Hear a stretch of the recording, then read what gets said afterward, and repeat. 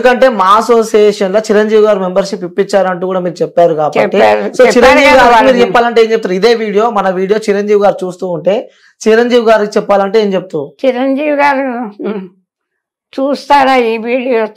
చూస్తే నేను ఏడవలసిన అవసరం కానీ ఆర్టిస్టులు బాధపడినా ఆర్టిస్టులకు అన్యాయం చేసినా ఆయన ఊరుకోరు. అంత మహానటుడు ఆయన. ఎంత గొప్ప పేరు తెచ్చుకున్నారో అంత గొప్ప మనసు కూడా ఉంది ఆయనకి. నేను పడుతున్న బాధలు కానీ మా అమ్మాయి కాలు విరిగిందని కానీ ఆపరేషన్ నాకు ఇట్లా నేను ఇప్పుడు ఇంత దుఃఖంలో ఆత్మహత్య చేసుకోవడం తప్ప మరి దారి లేని పరిస్థితిలో ఉన్నానని వారికి కానీ పవన్ కళ్యాణ్ గారికి కానీ తెలిస్తే ఎట్టి పరిస్థితుల్లో నన్ను బలవంతంగా చచ్చిపోయే స్థితి నాకు ఉండదు. వాళ్ళు తప్పకుండా ఆదుకుంటారని ధైర్యం ఉంది. కానీ వాళ్ళు ఇప్పుడు చాలా ఎత్తులో ఉన్నారు, చాలా బిజీగా ఉన్నారు, చాలా బాధ్యతలు వహిస్తున్నారు. ఈ సెల్లులో వచ్చే క్యాసెట్లు నా పరిస్థితి వాళ్ళు గమనించి ఉండరు. మా వాళ్ళు నాకేమి చేయట్లేదని కూడా వాళ్ళకి తెలియదు. పవన్ కళ్యాణ్ గారికి ఏం చెప్తాను? ఎందుకంటే గతంలో మీకు హెల్ప్ చేశాడు కాబట్టి సో తను ఇప్పుడు ఒక ఆంధ్రప్రదేశ్ రాష్ట్రానికి డిప్యూటీ ముఖ్యమంత్రి ఉన్నారు కాబట్టి సో తనకి ఏం చెప్తారు పవన్ కళ్యాణ్ గారు? అయ్యో అంత బిజీగా ఉన్నా ఆయన నా గురించి తెలుస్తుందా? తెలిస్తే ఆయన నిజంగా మా రాజకీయాల్లో దిగిన ఆయన మనసు మాత్రం మారదు. ఆర్టిస్టుల పట్ల సుస్వాగతంలో ఆయన కాంబినేషన్ లో ఒక డైలాగ్ చేశారు. అప్పుడు స్టేజీలో నాకున్న పేరు ఆయన విని నాకు ఎంత గౌరవం ఇచ్చారో చెప్పలేను. ఆయనకు సీటు దులిపి నాకు దగ్గు వస్తుంటే ఆయన మూత తీసి ఇచ్చారు. ఎవరన్నా అలా ఎవరా నీళ్ళు అంటే ఇస్తారు కదా, ఆయన బాటిల్ తీసి కిల్లే వాటర్ బాటిల్ తీసి మూత తీసి తాగలమ్మని ఇచ్చారు. అప్పటి తర్వాత గబ్బర్ సింగ్ అప్పుడు చూసి జీబులోంచి దూకి అవునవును చెప్పారు, అన్ని ఇంటర్వ్యూలో చెప్పారు. ఆయన ఇప్పుడు చాలా గ్రేట్. ఇప్పుడు కూడా మారిపోకుండా పవన్ కళ్యాణ్ గారుగానే ఉంటారని నేను బాగా నమ్ముకుంటున్నాను. అంటే పవన్ కళ్యాణ్ గారు మారరు, రాజకీయాల్లో చేరినా మారకూడదని నా కోరిక. ఆయన తెలిస్తే నేను ఇంత దుఃఖంలో ఉన్నానని ఎట్టి పరిస్థితుల్లో ఊరుకోరని నాకు బాగా నమ్మకం. ఆయన తెలిసే అవకాశాలు లేవు, ఆయన బిజీగా ఉన్నారు. అంటే చెప్పలేము, తెలిసే అవకాశాలు లేవు అంటే చెప్పలేము. ఒక వీడియోలు చూసే వాళ్ళు కూడా దాకా చేరుస్తే ఇంకా బాగుంటుంది. ఆయన దగ్గరికి వెళ్ళి చెప్పడానికి భయపడతారు అందరూ, చెప్పరు. ఆయనగా అంత బిజీగా ఉన్నాయన ఈ వీడియోలు చూస్తారా? అంటే ఆ మెగా ఇంటి నుంచి కూడా మెగా మెయిన్ అల్లుడు సాయి ధర్మ తేజ్ కూడా మీకు ఒక 1 lakh ఇచ్చాడంటూ కూడా సోషల్ మీడియాలో పెద్ద ఆయన 2 ఏళ్ల కిందట చెప్పారమ్మా. మా అమ్మాయికి బాగాలేదు, ఇప్పుడు బాగాలేదని తెలిసి ఒకరి చేత కబుర్లు పెట్టారు.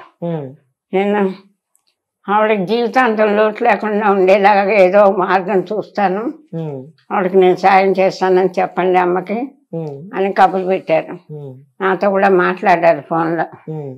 మీకేం పర్లేదమ్మా, ధైర్యంగా ఉండండి. ఆ తర్వాత వారికి యాక్సిడెంట్ అయ్యి 2 years అయిపోయిన తర్వాత మాట తప్ప మీకు మాట ఇచ్చానమ్మా అంటే మర్చిపోకుండా గుర్తు పెట్టుకొని చేశారు. అందుకే నేను వారి మంచితనం, నాకు పర్సనల్ గా సాయితేజ గారితో పరిచయం లేదు, నేను వారితో యాక్ట్ చేయలేదు. మామూలుగా ఈ టీవీలో అక్కడ ఎలా చూసారో తెలియదు. అంత అల్లుడు కదా, బుద్ధులు ఏమైనా వచ్చినాయి అనుకోవచ్చా? అలా మేనమా గారి బుద్ధులు అని అనుకోను నేను. స్వతహాగా ఆయన మంచి కుటుంబంలో పుట్టారు, అందరిని చూస్తున్నారు, మామయ్యని వాళ్ళని. ఆయనకే స్వతహాగా మంచి మనసు పోయారు. ఆ మామయ్య మంచివారు, అందరికి హెల్ప్ చేస్తారు, నేను చేద్దామని కాకుండా ఆయనే స్వతహాగా మంచి మనసుతో హెల్పింగ్ నేచర్ ఉంది. కొంతమంది అలాంటి వాళ్ళు ఉండబట్టే ప్రపంచం. అంటే మీరు ఇంత చేశారు, నేను మాట ఇచ్చాను తప్పకూడదు, ఆవిడకి హెల్ప్ చేస్తాను, నన్ను పాప అంత బాధపడుతున్నాను గుర్తు పెట్టుకొని చేసినందుకు వారికి హృదయపూర్వకంగా కృతజ్ఞతలు తెలుపుతున్నాను. ఎవరు చేస్తారు? ఓకే. చాలా మంది చెప్పారు మేము చేస్తాం, ఎవరు చేయలే. చేస్తానని చెప్పడం మాత్రం చాలా మంది చెప్పారు, కానీ చేసి మాతో చూపించింది సాయి ధర్మ తేజ్ అని చెప్పి అంటూ ఆయన చేశారు. ఓకే, రైట్ అమ్మా. అంటే ఈ స్థాయికి వచ్చారు, మీ లైఫ్ లో ఎన్నో ఒడుదుడుకులు ఎదుర్కొన్నారు, ఎన్నో కష్టాలు, బాధలు, ఇబ్బందులు ఎదుర్కొని ఈ సిచ్యువేషన్ లో మీరు ఇప్పుడు ప్రజెంట్ ఉన్నారు. ఇంకా ఇంకా ఏదైనా చేయాలి ఈ జీవితంలో, ఇంకా ఇంకొన్ని చేయాల్సినవి ఉన్నాయి, ఇంకా మిగిలి ఉన్నాయి అలాంటివి ఏమైనా ఉన్నాయా? ఇంకా ఏమి లేవండి. నేను చేసిన మా అమ్మాయి నాయన సాయి తేజ గారు వచ్చి ఉంటే, బాబు నాకు డబ్బులు వద్దు, మా అమ్మాయి కాలు బాగు చేయించండి, ఆడపిల్ల సాయి ధర్మ తేజ్ వస్తుంటే ఆ అమ్మాయి కాలు తెప్పించి పెట్టండి బాబు, అది నడిస్తే చాలు, నాకేమన్నా అవుతే అమ్మాయి ఏమవుతుంది అని అడగాలని ఉంది నాకు ఎవరినైనా.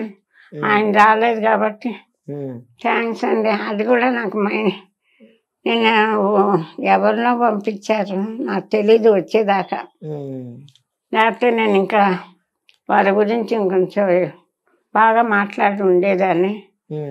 నాకేం మాట్లాడాలో తోచల. ఒక పక్క సాయి తేజ గారు ఇంత గుర్తుపెట్టుకుని తర్వాత చేశారు. ఒకసారి రామ్ చరణ్ గారికి చెప్పండి, ఆయన అయితే ఇంకొంచెం పెద్ద సాయం చేస్తారేమో, బాగుంటుందో లేదో కానీ వారి దృష్టికి కూడా తీసుకెళ్ళండి అని సాయి తేజ గారిని అనుకున్నా. వారు రాలేదు, వీడియో కాల్లో మాట్లాడారు. వీడియో కాల్లో మాట్లాడారు. ఏమన్నారు? అమ్మా మీరు థ్యాంక్స్ అండి, ఇదంటే అమ్మ మీరు బాధపడద్దు, మీకేం పర్వాలేదు, మేమందరం ఉన్నాం. వస్తా అని చెప్పిండా ఎప్పుడైనా? వస్తా అని చెప్పిండా? వస్తానని చెప్పలేదు, కానీ మేము ఉన్నామమ్మా, చూస్తాం, మీరేం బాధపడకండి, మీరు ఎట్లా బాధపడితే నాకు బాధగా ఉంది, ఏడవద్దు, ఏడ్చేసాను నేను, మీరు గుర్తు పెట్టుకోండి. ఇప్పుడు మేము ఆయన పంపించేటప్పటికి ఇంకా ఎవరు మనకు సాయం చేయరు. ఎట్లా తెచ్చుకోవాలా, ఏం తాగాల, కాళ్ళు లేవు, ఏదైనా తెచ్చుకొని తాగాలన్నా కానీ చచ్చిపోవటం తప్ప మనకు ఇంకో దారి లేదని ఏడుచుకుంటూ ఉన్నాం మేము. ఆ టైంలో ఆయన పంపించారు.